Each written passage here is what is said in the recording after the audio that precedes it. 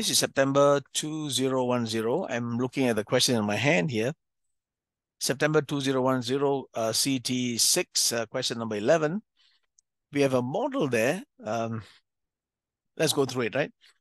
A time series model is specified by yt equals 2 alpha yt minus 1 and minus alpha squared yt minus 2 plus et. Okay, et, of course, is your white noise process, and the variance is sigma squared. Part 1, right, they ask you to determine the values of alpha, which the process is stationary. They give you 2 points. And then there's a lot of work to do, because for I see part 2, they've got 10 points, right? So derive the autocovariances, gamma naught, gamma 1 for the process. Find a general recursive expression for gamma k for k bigger than or equal to 2.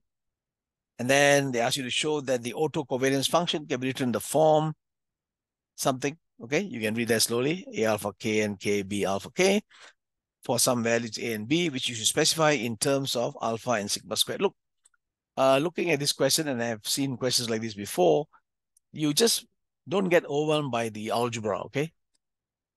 You already know how to handle it. Just go slow, and where you need your formula book, use it, okay? If you need your formula book, use it. Make sure you know what pages you find all the relevant information, and go for it, yeah? So what have I done? Let me look at my solution, yeah?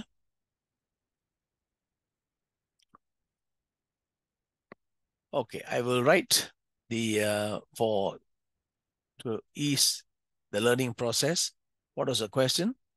Yt equals to 2 alpha, yt minus 1 minus alpha squared, yt minus 2, what else? Plus et. This was the question. So they asked me to find alpha, right, for which the process is stationary. So basically, I have done this for you, okay? Oops, I can already see a mistake here, right? This should be, sorry, this is my mistake, right? Okay, never mind. Let's come back here. The characteristic equation, okay, you move all the terms to the left-hand side.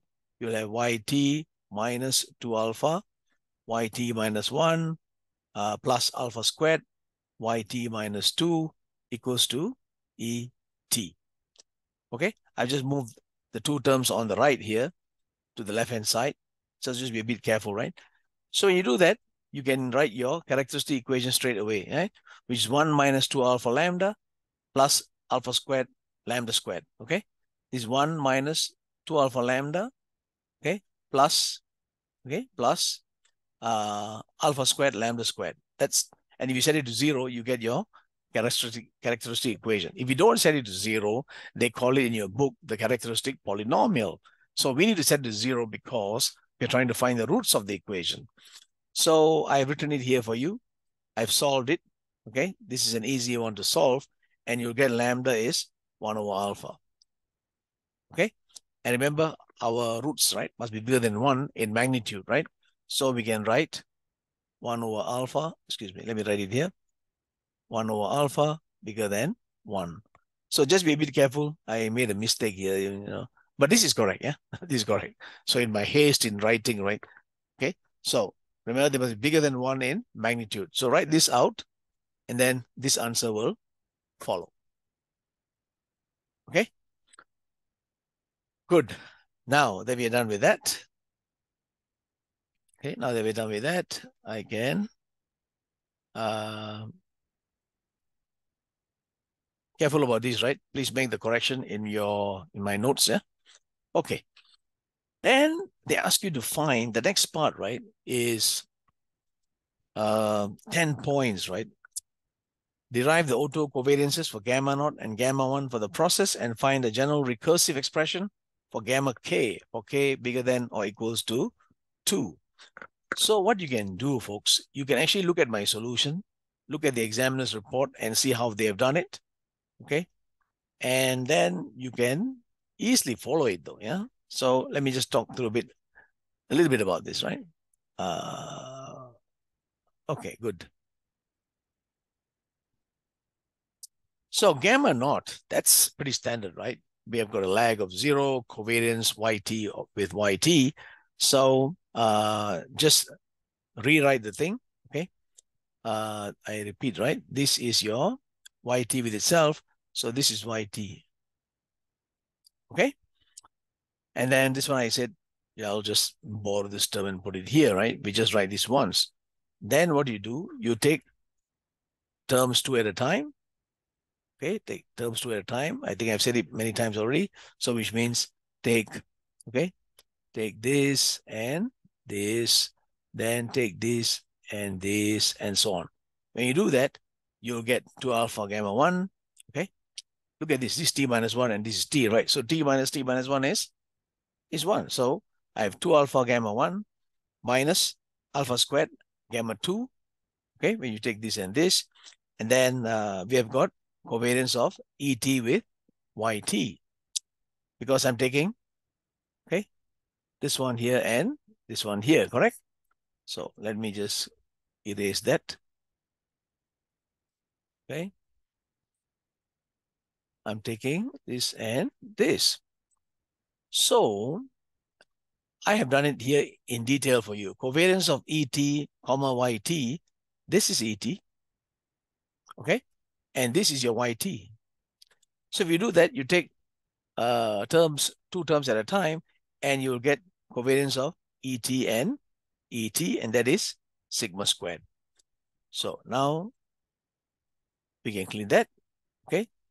So which means the covariance of ET with YT is sigma squared. So you can write gamma naught is equals to 2 alpha gamma 1 from here minus alpha squared gamma 2 plus sigma squared. And I've called it equation 1. Okay, good. So you can tell, right? This is pretty easy to handle.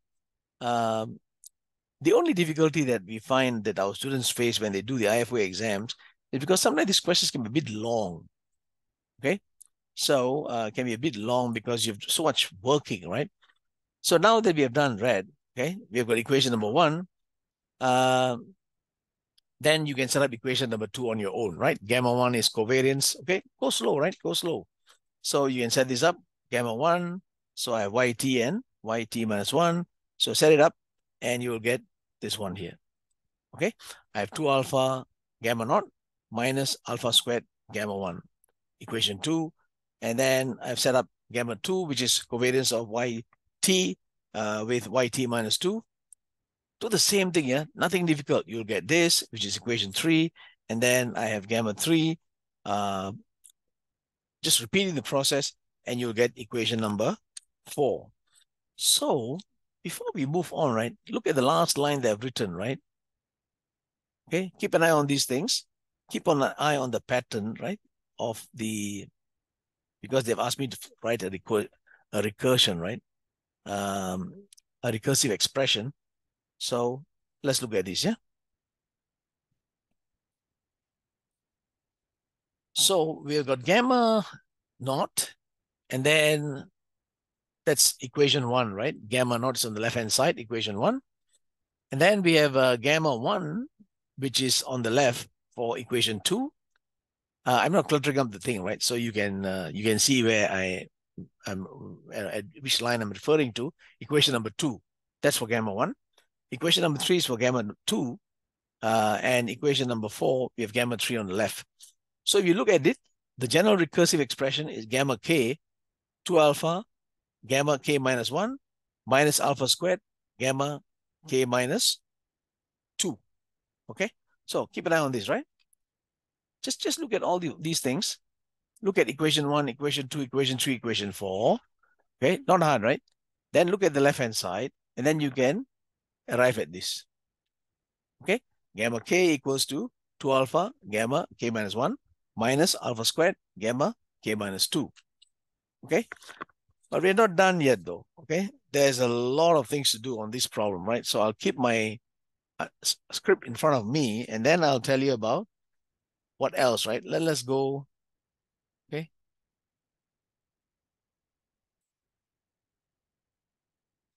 Okay, look at this, yeah? Let's not spend too much time on the algebra, right? You do that on your own, okay? You do that on your own. Like I said, I may have written a bit too much, but that's okay, right? Because when we are studying this, so I've written where I got what from, right? Where did I get, if I write something, where did I get it from? Like line number 1, you'll see a gamma 1 is 2 alpha 1 plus alpha squared gamma naught, right? Where did I get it from? Oh, I've written it here from one particular equation, right? Okay, from here, I've cleaned it up a little bit. I get gamma 1 is 2 alpha over 1 plus alpha squared gamma naught, okay? So you do that on your own, okay? Like from 3, you can get this. You know why? Because suddenly there's a lot of substitution, right? So I tell my students, right, who are taking the exams, the IFoA exams, hey, look, just maintain your calm and do the algebra slowly.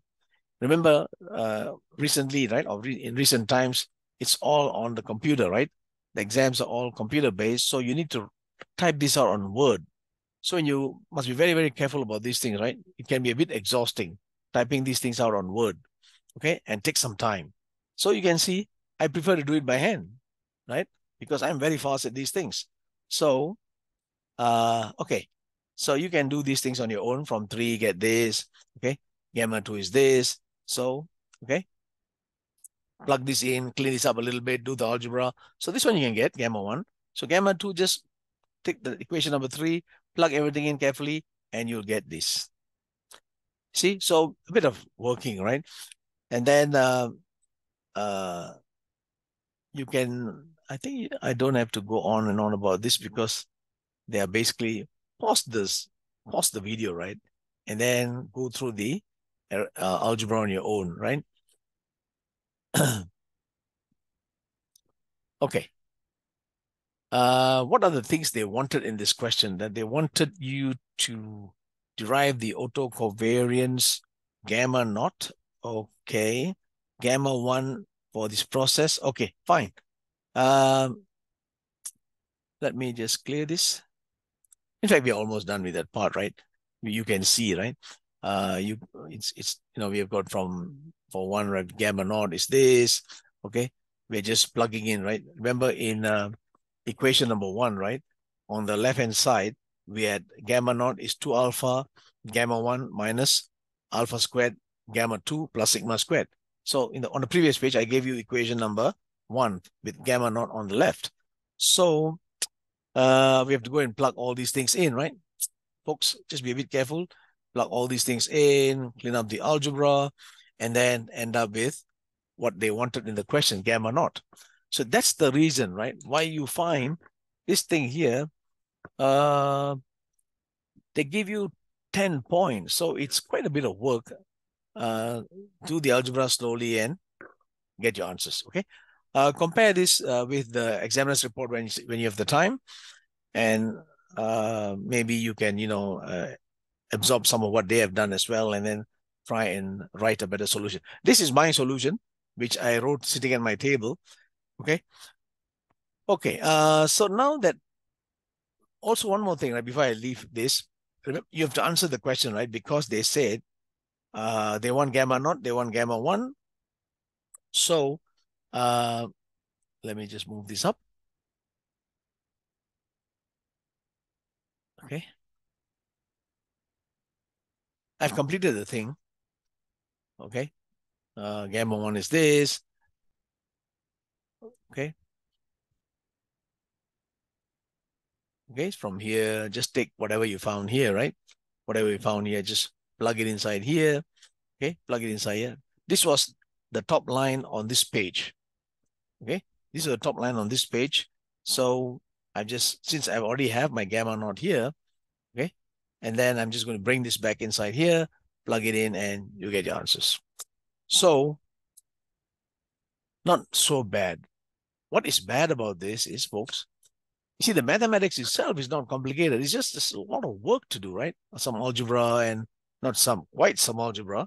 So now we have settled the problem. Okay. Now we have settled the problem. Gamma naught we have, gamma 1 we have. Okay. Then let me just go ahead and read the question again, right? They tell me that show that the autocovariance function can be written in this form. Maybe I should write it again here, right? Let me just move the screen up.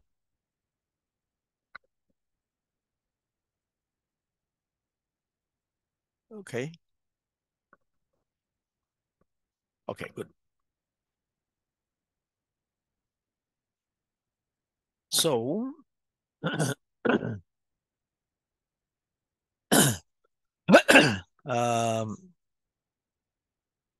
show that the auto covariance function can be written in the form. Let me write it here so that we can see it.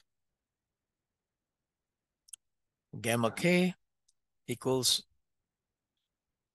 Why am I writing? What am I writing? Sorry, that's my fault. Okay. Gamma k equals to A alpha k plus k b alpha raised to k. Okay. Okay, good.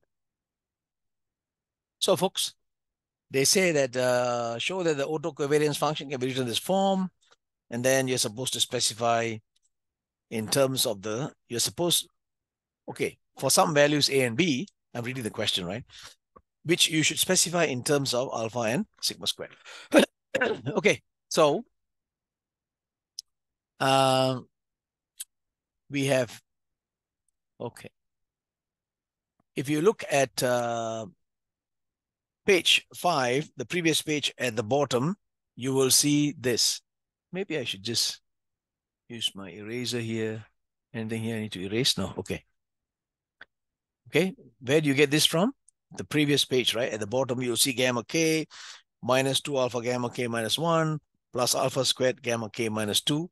You'll get this, yeah? Okay, you'll get that. Now, please go ahead and let me write you a note, right? Note. Refer to IFoA tables, page 4. Okay. Please check that, right? Page 4, where you have difference equations, right? Difference equations. So use the, oh yeah, I've written it here. So I've written it here. So sorry, I was ahead of myself. Okay. Difference equation. Look at page 4 of your tables. You'll find a lot of information there. And then you look at this. Okay. You look at this. Okay. You look at this. And then you can pick out the values of, okay, A, okay, A is 1, B is minus 2 alpha, and then C is alpha squared. You pick these from here. I repeat, this is in reference to the formulas that are presented on page 4 of your IFoA tables. Okay, so from this equation, I wrote down the values of A, B, and C. That's easy, yeah? There's a 1 here, minus 2 alpha, and just easy, yeah? Then you find B squared minus 4AC equals to 0.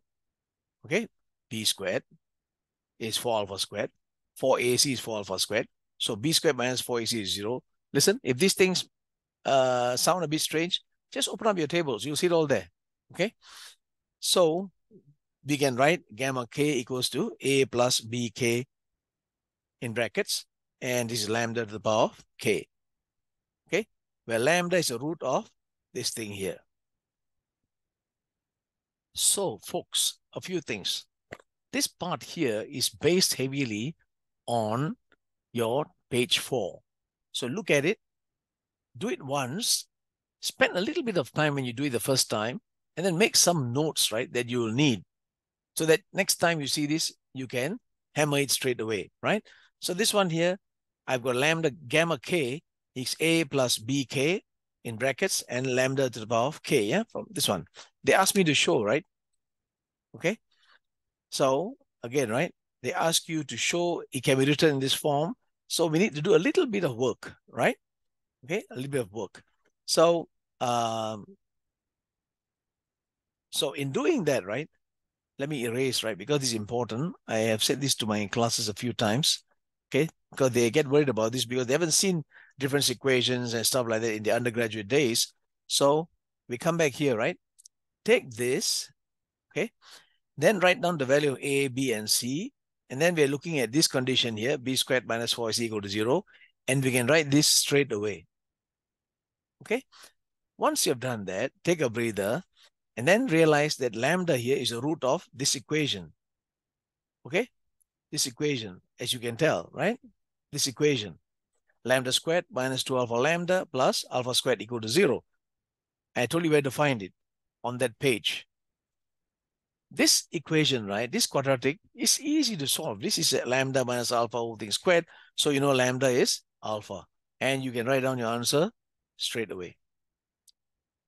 Okay? Good. Now, then when k is 0, your gamma is 0. We can go ahead and find all these things. Not hard, right? Because we already have all these things up there, right? Gamma is 0. We have 1 plus alpha squared, sigma squared, okay, over 1 minus 3 alpha squared plus 3 alpha is about 4 minus alpha is about, all these up there, yeah? It's all given there. So now we can move at a certain pace. Gamma naught is A, okay, gamma naught is A. And then, look, there's a bit of work here, so just bear with me, right? Okay, just bear with me. When k equals to 1, okay, when k equals to 1, remember we had like gamma k, let me write it here. Okay, gamma k equals to a plus bk, okay, and I have alpha k. So if k equals to 1, right, then I have gamma 1 will be a plus b, and then I have alpha, correct? So a plus b alpha, gamma 1, you know, we had it earlier, right? Just go and look up. So let me not clutter this up. Okay. Okay, good. So this part here, okay, this part here is not hard because we know what is gamma 1. Maybe I should clear the whole screen. Okay, good. Okay, we know this, right, folks? We know this from the previous page. So just take that, plug it in here, solve for. You'll get a plus b is, just cancel this alpha here and this alpha here. You'll get 2 sigma squared over this. And then you can find b because you found a on at the bottom of the previous page. Okay, a is gamma naught. Okay, a is gamma naught. And we are done. So just be a bit gentle with the algebra and you will be fine. Okay.